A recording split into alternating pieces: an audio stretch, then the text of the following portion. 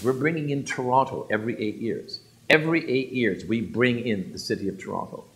And we've been doing it now since the 1990s. Well, if you bring in the city of Toronto once, you're going to change the makeup of the country. You bring it in twice, you're going to really change things. We're now just about concluded bringing in a third Toronto since the government opened its immigration policy. Always the immigrants have voted with the Liberals. Always the suburbs have voted with the downtown. Always, always, always. The Conservative Party was the anti-immigrant party.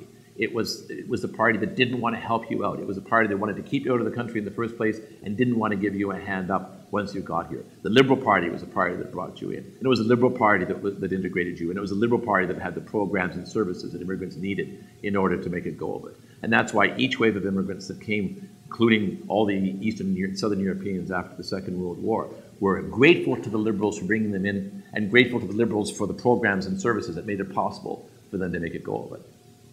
The new immigrants don't want those programs and services in the same way anymore.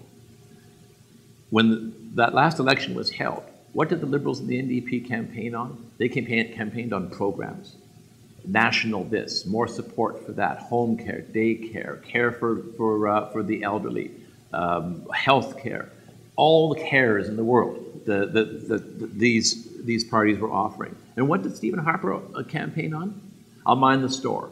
I'll mind the store. I'll mind the store. I'll keep the budget balanced. Or I'll get the budget balanced. I'll keep your taxes low. I'll fight for jobs. I don't promise you anything other than that. Those immigrants, the message of the downtown elites didn't resonate anymore.